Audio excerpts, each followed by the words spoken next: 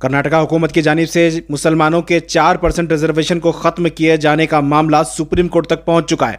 Supreme court ने कर्नाटका हुकूमत को 4% रिजर्वेशन यानी 2B रिजर्वेशन को ख़त्म करने पर नाराज़गी का इजहार किया है। सुप्रीम कोर्ट ने अगली सुनवाई तक 18 अप्रैल को अगली सुनवाई होगी, तब तक के लिए इसे इंटरिम स्टे दे दिया। यानी मुसलमानों के लिए एक अच्छी खबर है, 18 तारीख तक इसे इंटरिम स्टे है, यानी हुकूमत का जो फैसला था अब 18 तारीख तक इस पर कोई कार्रवाई नहीं होगी। यानी 18 तारीख तक 2B में किसी का एडमिशन हो रहा है या फिर किसी का जॉब हो रहा है तो उस पर कार्रवाई हो जाएगी। यानी कि किसी तरह की जो रिजर्वेशन जो ख़त्म किया गया था उस पर स्टे लगाया गया है। कुल मिला के एक इंटरिम रिलीफ सुप्रीम कोर्ट की तरफ से मिली। आइए जानते हैं इस ताल्लुक से मुख्तलिफ तंजीमों की तरफ से भी केस किए गए हैं, जिसमें ये मामला जो सुनवाई हुई है, गुलाम रसूल जो बल्लारी के रहने वाले हैं उनके तरफ से जो केस किया गया था उस पर ये सुनवाई या ये ऑर्डर हुआ, इंटरिम रिलीफ मिला है। इसके साथ साथ ही CMA की तरफ से कपिल सिब्बल भी इस मामले में पैरवी कर रहे हैं। साथ ही साथ रहमतुल्लाह कोतवाल ने भी अपनी जानिब से इस मामले को चैलेंज किया है सुप्रीम कोर्ट में। इसके अलावा भी रवि कुमार वर्मा भी इस मुकदमे में शामिल हैं। फिलहाल हमारे साथ बात करने के लिए रहमतुल्लाह कोतवाल जो सुप्रीम कोर्ट के एडवोकेट हैं वो फ़ोन लाइन पर जुड़े हैं। आइए उनसे जानने की कोशिश करते हैं आज का मामला क्या हुआ और सुप्रीम कोर्ट ने क्या कहा। हेलो, अस्सलाम वालेकुम। वालेकुम। एडवोकेट रहमतुल्लाह कोतवाल साहब बोल रहे हैं? यस, बोल रहा हूँ। मैं शाहिद खाजी बोल रहा हूँ। फरमाइए। साहब ये आज एक इंटरिम ऑर्डर आया है रिजर्वेशन के मामले में, इस ताल्लुक से बात करना था। क्या अपडेट है सर इसमें, क्या कोर्ट ने क्या कहा है इसमें? आज सुप्रीम कोर्ट में सुनवाई हुई 2B के सिलसिले में। जी।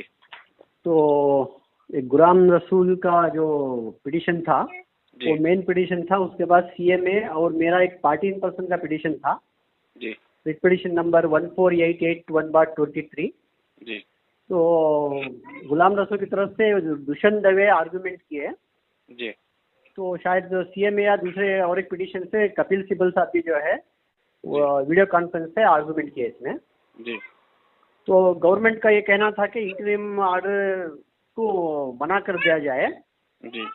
तो उसमें जो इंसिस्ट करने के बाद जजेस ने अभी 17 तक उनको वक्त दिया है स्टेटमेंट ऑफ ऑब्जेक्शन फाइल करने के लिए। जी। जी। जो 18 तारीख को फिर दोबारा जो है सुनवाई होगी। जी। तो टिल देन जो है इंटीरियम स्टे। जी। इसका मतलब ये कि अभी जो 4% रिजर्वेशन को कैंसिल किया गया था उस पर स्टे मिला है 18 तारीख तक। 4% को जो हमें हमारा निकाल के जो लिंगायत तो वकलिया को दिया गया था, तो वो 4% में रिजर्वेशन एजुकेशन और या जॉब्स में जो है जी।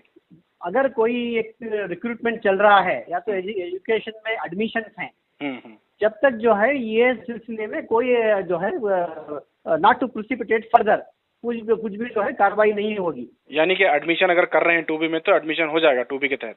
और 2B का भी हो सकता है। 2B में जैसा है वाइस वर्सा है, उनको भी नहीं दिया जाएगा। तो स्टेटस को जैसा ये ऑर्डर हुआ है till 18th of this month. Okay, 18 के बाद में फिर हियरिंग होगी। 18 के बाद उनका ऑब्जेक्शन होने के बाद जो है फुल फ्लेज हियरिंग होगी इसमें। तो क्या एक तरह से एक छोटी कामयाबी मानी जा सकती है इस फैसले को? तो इंटीरियम रिलीफ है। तो उसके बाद अगर पूरी तरीके से अगर इंटरिम ऑर्डर लग गया, स्टे ऑर्डर हो गया, तो हर तरीके से उसमें मदद मिल सकती है। ओके, बहुत शुक्रिया वकील साहब। ओके।